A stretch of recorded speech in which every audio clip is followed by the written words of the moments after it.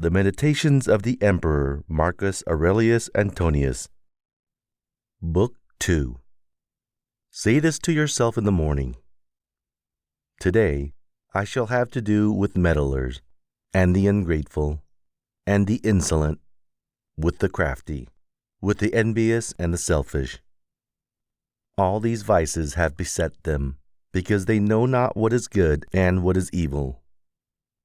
But I have considered the nature of the good, and found it beautiful.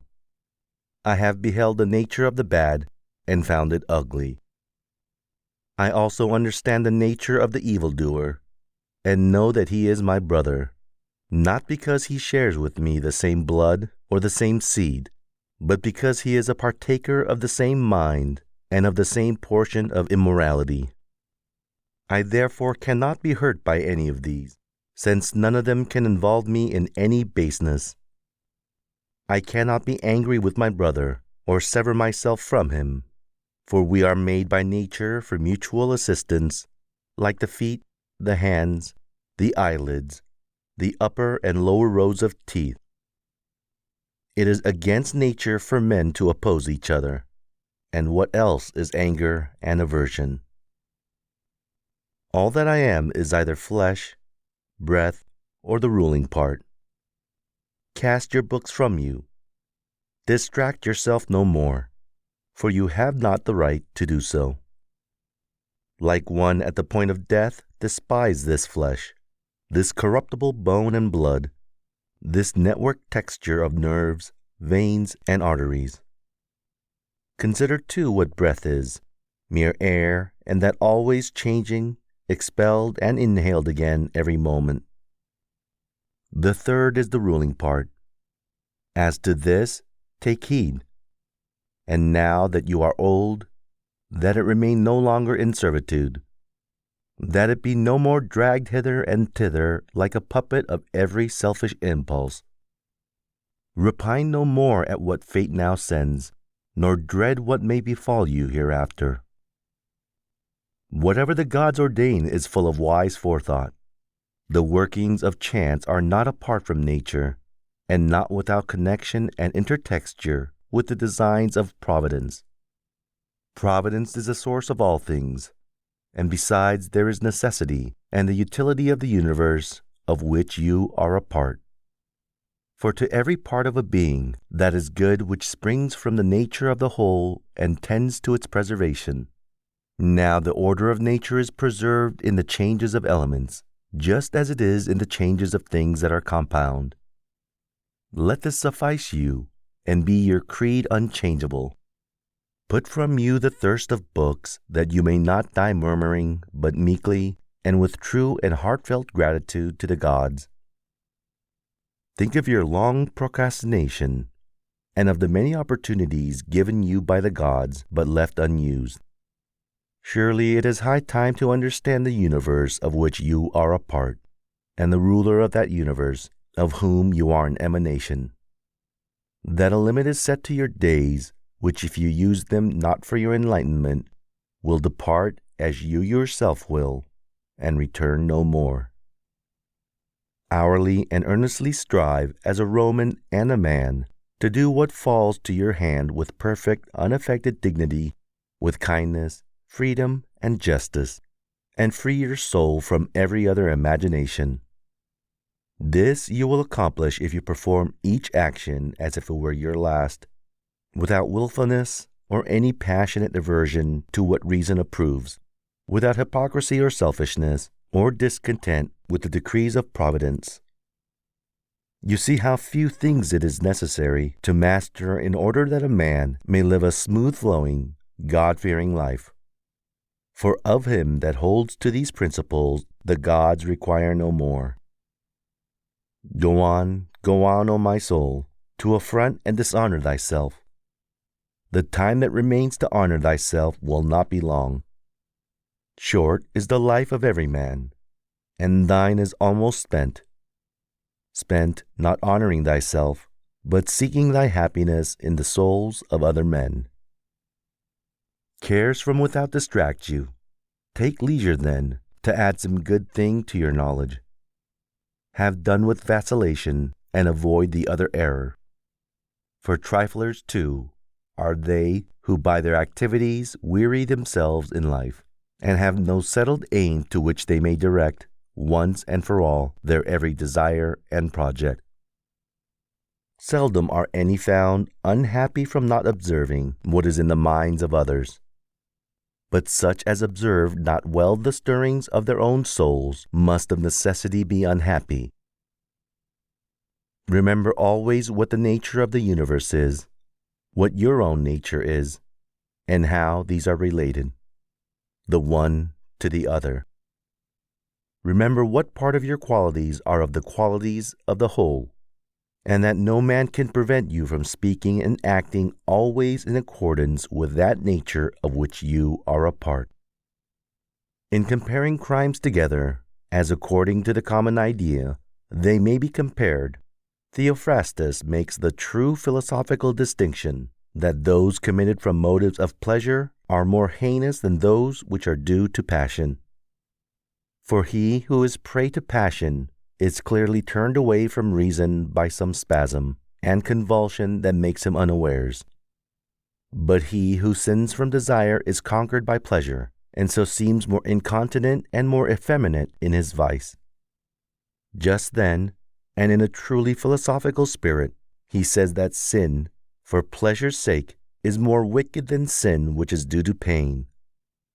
For the latter sinner was sinned against, and so driven to passion by his wrongs, while the former set out to sin of his own motion, and was led into ill doings by his own lust. Do every deed, speak every word, think every thought in the knowledge that you may end your days any moment. To depart from men, if there be really gods, is nothing terrible.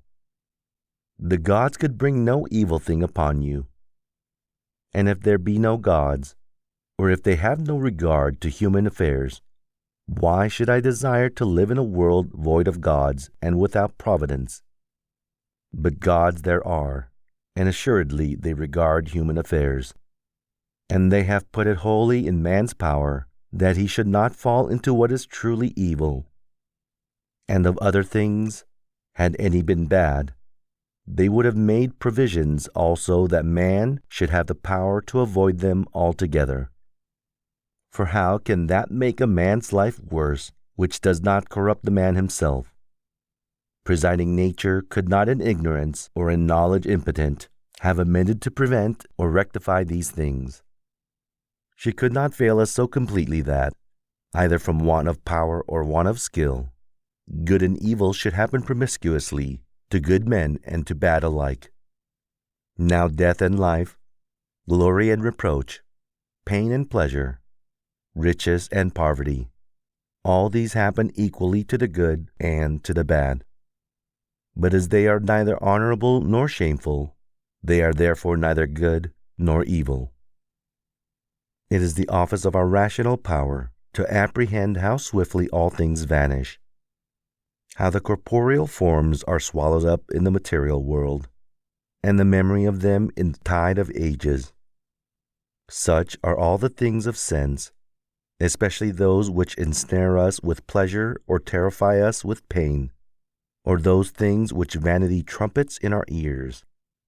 How mean, how despicable, how sordid, how perishable, how dead are they! What are they whose opinions and whose voices bestow renown? What is it to die? Your mind can tell you that, did a man think of it alone, and by close consideration, strip it of its ghastly trappings, he would no longer deem it anything but a work of nature. To dread a work of nature is a childish thing, and this is, indeed, not only nature's work, but beneficial to her. Your reason tells you how man reaches God, and through what part, and what is the state of that part when he has attained unto him. Nothing, says the poet, is more miserable than to range over all things, to spy into the depths of the earth and search by conjecture into the souls of those around us, yet not to perceive that it is enough for a man to devote himself to that divinity which is within him, and to pay it genuine worship. And this worship consists of keeping it pure from every passion and folly, and from repining at anything done by gods or men. The work of the gods is to be reverenced for its excellence. The works of men should be dear for the sake of the bond of kinship, or pitied, as we must pity them sometimes, for their lack of the knowledge of good and evil. And men are not less maimed by this defect than by their want of power to know white from black. Though you should live 3,000 years or as many myriads, yet remember that no man loses any other life than that which now lives, nor lives any other than that which he is now losing. The longest and the shortest lives come to one effect. The present moment is the same for all men, and their loss, therefore, is equal. For it is clear that what they lose in death is but a fleeting instant of time. No man can lose either the past or the future, for how can a man be deprived of what he has not? These two things then are to be remembered. First, that all things recur in cycles, and are the same from everlasting, and that therefore it matters nothing whether a man shall contemplate these same things for 100 years, or for 200, or for an infinite stretch of time. And secondly, that he who lives longest, and he who dies soonest, have an equal loss in death. The present moment is all of which either is deprived, since that is all he has. No man can be robbed of that which he has not. Beyond opinion there is nothing. The objections to the saying of Monimus the Cynic are obvious. But obvious also is the utility of what he said, if one accept his pleasantry as far as truth will warrant it. Man's soul dishonors itself, firstly and chiefly when it does all it can to be an excrescence, and as it were an abscess on the universe. To fret against any particular event is to revolt against the general law of nature, which comprehends the order of all events whatsoever. Again, it is dishonor for the soul when it has aversion to any man, and opposes him with intention to hurt him, as wrathful men do. Thirdly, it affronts itself when conquered by pleasure or pain. Fourthly, when it does or says anything hypocritical, feigned or falsely. Fifthly, when it does not direct to some proper end all its desires and actions, but exerts them inconsiderately and without understanding. For even the smallest things should be referred to the end, and the end of rational beings is to follow the order and law of the venerable state and polity which comprehends them all. The duration of man's life is but an instant. His substance is fleeting, his senses dull, the structure of his body corruptible, the soul but a vortex. We cannot reckon with fortune, or lay our account with fame. In fine, the life of the body is but a river, and the life of the soul a misty dream. Existence is a warfare, and a journey in a strange land, and the end of fame is to be forgotten. What then avails to guide us? One thing and one thing alone: philosophy.